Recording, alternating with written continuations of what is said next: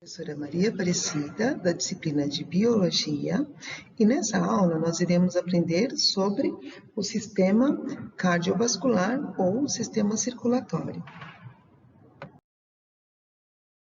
Bom, esta é uma aula para a turma do segundo médio A e para a turma do segundo médio B. Para essa aula, eu preciso que vocês utilizem o livro texto 3, a partir da página 138, no capítulo 14, o que é o sistema circulatório. Bom, então, o sistema circulatório, ele tem a principal função de fazer o transporte de substâncias em todo o nosso organismo. Então, assim, conforme foi aumentando a complexidade dos seres vivos, a quantidade maior de células, o nosso organismo, né, o organismo dos seres vivos foi evoluindo para um sistema circulatório mais complexo. Então, o sistema circulatório ele é responsável pela distribuição dessas substâncias, mas ele não está presente em todos os filhos. Então, o que acontece? À medida que esses seres, os organismos pluricelulares, foram aumentando de tamanho, essas substâncias, elas não podiam atingir as células que estavam mais internas, por simples difusão. Bom, então essas trocas elas são necessárias, elas precisam acontecer. Assim, o sistema circulatório resolveu o problema de levar às células mais internas as mesmas substâncias que podiam ser obtidas na superfície corporal. Quem começou com quem deu origem, né, os primeiros seres vivos a dar origem a esse sistema circulatório foram os anelídeos. Então, conforme mostrado na ilustração a seguir, as células possuem uma membrana plasmática que pode estar em contato direto com o ambiente, permitindo a difusão das substâncias entre eles e o seu citoplasma, como nós aprendemos no primeiro ano sobre transporte através da membrana plasmática. Então, é o que acontece com os organismos unicelulares. Então, um organismo pluricelular, com grande superfície corporal e pequeno volume, ainda consegue, por difusão, fazer essas trocas de substâncias. Mas, à medida que essas células vão ficando cada vez mais internas, é necessário que haja esse sistema circulatório. Distribuição de substâncias pelo corpo. Então, nós temos a esponja, né, que é um animal que absorve nutrientes e gases por simples difusão entre as células e o ambiente. Nós temos as hidras e as planárias, que possuem uma cavidade digestiva, que distribui os alimentos dentro do corpo do animal, enquanto gases e excretas também são trocadas por simples difusão. Já na imagem D, representa o corpo de um nematomíntico, que é um verme de corpo cilíndrico. Nele, os alimentos são absorvidos pelo tubo digestório, são distribuídos para o interior dos vasos e distribui as substâncias pelo corpo. Nos artrópodes, representado aqui pelo grilo, um líquido denominado hemolinfa distribui nutrientes, excretas, etc., mas não gases. Então, nos vertebrados, como os peixes, o sangue distribui os alimentos, os gases, as excretas e outras substâncias por todo o corpo. Então, tipos de sistema circulatório. Então, existe o sistema circulatório, ele pode ser aberto ou fechado. Então, se o sangue, se o líquido circula dentro de vasos, nós dizemos que é um sistema circulatório fechado. E se, no caso, né, o sistema circulatório, ele pode ser aberto ou lacunoso, como, por exemplo, a hemolinfa, ela sai do interior dos vasos sanguíneos e banha diretamente os outros tecidos. Então, quando nós dizemos sistema circulatório fechado, nós estamos dizendo que o sangue circula dentro de vasos. Então, a pressão interna desse sistema é muito maior do que a pressão do sistema aberto, fazendo com que o sangue circule com uma velocidade bem maior e atinja maiores distantes. Isso é muito importante, principalmente para os animais de grande porte, que têm um metabolismo acelerado. Então, assim, a maioria dos anelídeos, moluscos, cefalópodes e vertebrados possuem esse tipo de sistema circulatório fechado. Bom, circulação nos vertebrados. A circulação pode ser classificada de acordo com dois fatores: o percurso do sangue no corpo, mistura de sangue arterial com sangue venoso. Quanto ao percurso do sangue, a circulação pode ser simples ou dupla. Então, na circulação simples, o sangue ele passa pelo coração uma vez a cada ciclo. É a circulação típica dos peixes, porque os peixes possuem um átrio e um ventrículo, que são as cavidades que nós veremos adiante. Bom, na circulação dupla, o sangue passa 2 vezes pelo coração a cada ciclo. Essa circulação é encontrada em anfíbios, répteis, aves e mamíferos. E é subdividida em circulação pulmonar ou pequena circulação, que ocorre entre o coração e os pulmões. E a circulação sistêmica, que é também chamada de circulação corporal ou grande circulação, que acontece entre o coração e o restante do corpo. Bom, quanto à mistura do sangue, a circulação pode ser incompleta, quando ocorre a mistura de sangue arterial com sangue venoso, e completa quando essa mistura não acontece. Então, vejam bem, o sistema circulatório ele pode ser aberto, quando a hemolinfa ela sai de dentro dos vasos. O sistema circulatório ele pode ser fechado, quando o sangue circula apenas dentro dos vasos. O sistema circulatório ele pode ser simples, no caso, ele apresenta apenas um ciclo, e ele pode ser duplo quando ele apresenta 2 ciclos, ou seja, o sangue vai passar 2 vezes no coração. Essa circulação pode ser incompleta quando ocorre a mistura de sangue venoso com sangue arterial, e essa mistura pode ser completa quando essa mistura não acontece. Lembrando que o sangue arterial é aquele sangue rico em gás oxigênio e o sangue venoso é o sangue pobre em oxigênio. Os vasos sanguíneos. Então, além do coração, o sistema circulatório é formado por vasos sanguíneos, que são as artérias, as veias e os capilares. Interessante vocês saberem diferenciar as artérias das veias, dos capilares, das vênulas e das arteríolas. Bom, as artérias são vasos sanguíneos pelos quais o sangue sai do coração para qualquer outra parte do corpo e possuem as seguintes características. Então, pessoal, eu costumava dizer, de uma maneira mais simples, que as artérias são como a porta de saída do coração.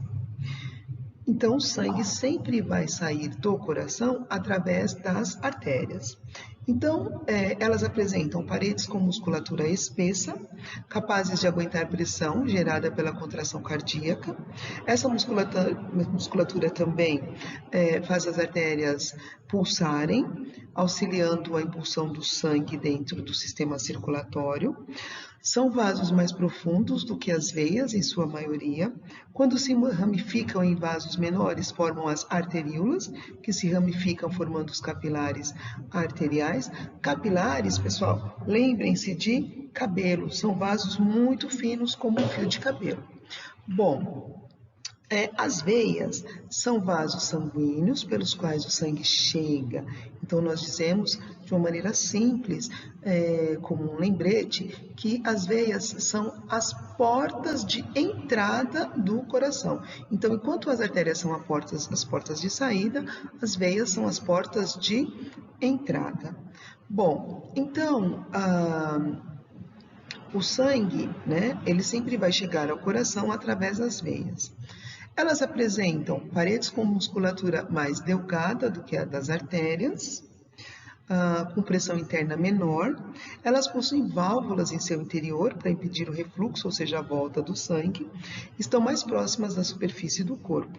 São formadas pela união de várias vênulas, que por sua vez formam uma união dos capilares venosos. Bom, os capilares são os vasos sanguíneos de menor espessura, então sua parede é formada por apenas uma camada de células, o endotélio, pela qual ocorre a passagem de substâncias entre o sangue e os tecidos, o que não ocorre através das paredes de nenhum outro vaso. Bom, em resumo, as artérias são os vasos pelos quais o sangue sai do coração. E uma artéria se ramifica em artérias menores, as arteríolas, que por sua vez se ramificam em capilares arteriais. Através dos capilares ocorre a troca de substâncias com os tecidos. A parte final dos capilares é venosa. Vários capilares venosos se unem para formar as vênulas, as quais se unem para formar as veias. E a pressão sanguínea também varia nesses vasos, sendo maior nas artérias e menor nas veias. Bom, o que é um aneurisma? O aneurisma é o enfraquecimento da parede de um vaso sanguíneo, formando uma bolha para o lado de fora do vaso. O rompimento dessa bolha pode provocar hemorragia, que é o AVC, o acidente vascular cerebral, e pode levar até a óbito, pode levar à morte. Então, os aneurismas são causados pelo depósito de gordura na parede do vaso, que são placas que nós chamamos de ateroscleroma, que são defeitos de nascença e traumas. Também defeitos de nascença e traumas. Bom, então, interessante que vocês saibam diferenciar artérias de veias. Lembrando que as veias, elas possuem válvulas. O retorno venoso. Entender como o sangue é impulsionado do coração para todo o corpo é, em geral, mais simples, já que ele sai do coração sob alta pressão e segue quase sempre para baixo, auxiliado pela gravidade. Então, porém, como que ele volta das pernas para o coração? Com baixa pressão e contra a gravidade. Então, há duas explicações para a subida do sangue. A primeira se deve à presença de válvulas no interior das veias, que impedem o refluxo, ou seja, a volta do sangue para baixo. E a segunda é o auxílio dado pela musculatura esquelética, que ao se contrair, pressiona as veias, atuando como bomba que impulsiona o sangue para cima. Então, o mau funcionamento dessas válvulas nas veias das pernas podem levar ao desenvolvimento das varizes. E nesse caso, o mau funcionamento das válvulas permite a volta e ocorre o acúmulo de sangue nas veias. Bom, pessoal, tipos de coração. Então, nos vertebrados, observam-se 3 tipos de coração. O coração bicavitário, como eu havia falado para vocês, com 2 cavidades. O coração tricavitário, com 3 cavidades. E o coração tetracavitário, com 4 cavidades. Então, as cavidades presentes em um coração são os átrios ou aurículas e os ventrículos. Então, o sangue chega ao coração pelas veias, desemboca nos átrios e sempre sai do coração pelos ventrículos, levados por uma artéria.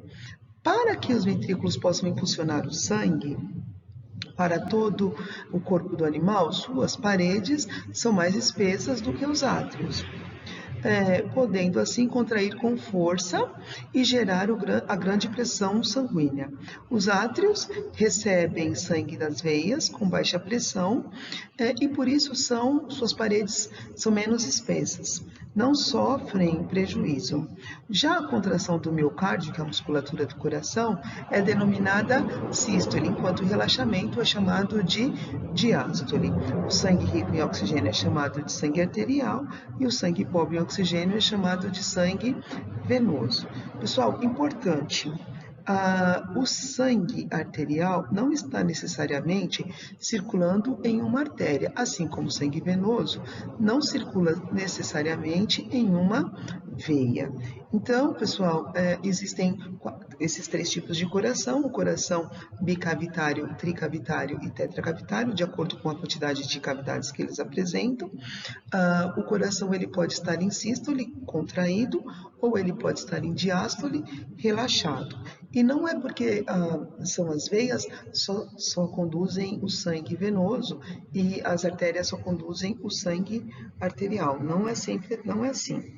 Bom, então o coração bicavitário é o coração dos peixes, porque só apresenta duas cavidades.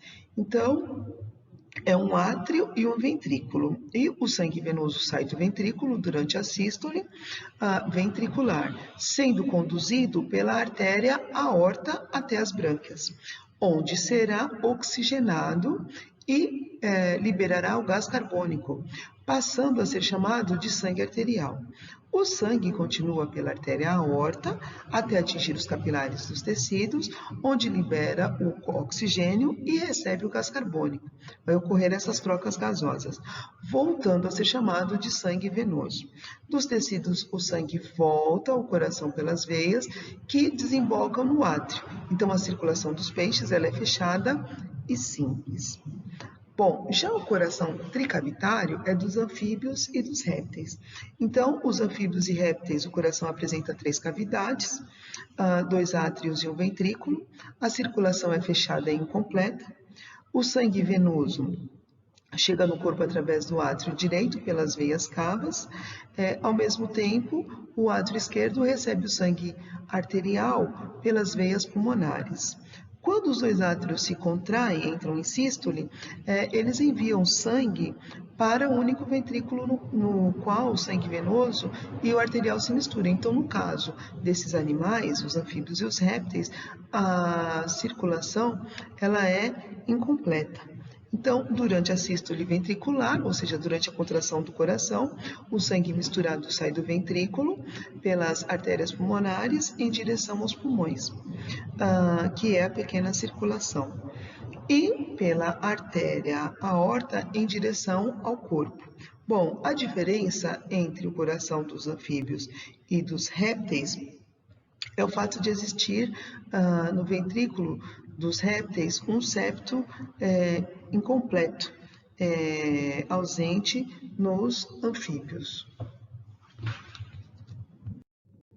Bom, pessoal, só lembrando que os peixes têm um coração bicavitário, os anfíbios e répteis têm o coração tetracavitário, com exceção dos crocodilianos, que são répteis que têm o coração tetracavitário. Bom, então assim, nessa aula nós iremos dar continuidade a esse tema sobre sistema cardiovascular ou sistema circulatório.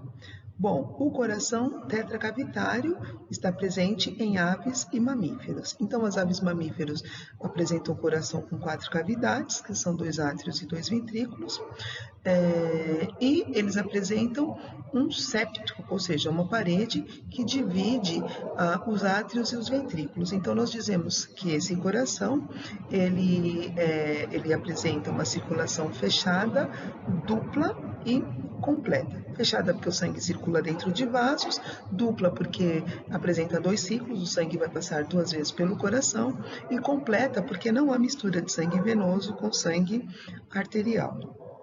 Bom, isso é importante na questão da manutenção da temperatura corpórea pelos animais endotérmicos, ou seja, aqueles que mantêm estável a sua temperatura. Então, as aves e mamíferos mantêm a temperatura corporal constante, mesmo que diferente da temperatura ambiente. Então, não importa se do meio externo está 0 graus Celsius, a temperatura corporal de um ser humano, por exemplo, tem que estar por volta de 36,5 graus Celsius. Bom, então isso é possível porque os tecidos do corpo recebem sangue arterial rico em oxigênio, e não misturado como no caso dos anfíbios e répteis. Essa grande oferta de oxigênio aos tecidos possibilita um metabolismo intenso, com geração de calor, que mantém a temperatura corporal. Então, a temperatura constante do corpo proporciona uma atividade metabólica satisfatória o tempo todo, pois as enzimas funcionarão sempre na temperatura ótima. Então, pessoal, vocês lembram que no primeiro ano nós aprendemos sobre proteínas, nós aprendemos que existem as proteínas que são enzimas, que são catalisadores, que aceleram as reações químicas?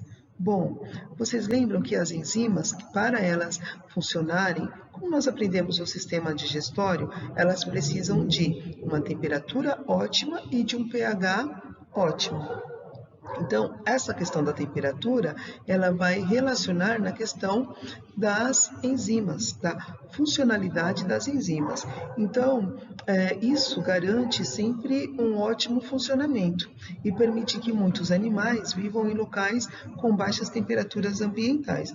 Por isso, só encontramos próximos aos polos animais terrestres endotérmicos, como pinguins, focas, leões marinhos, ursos, alces.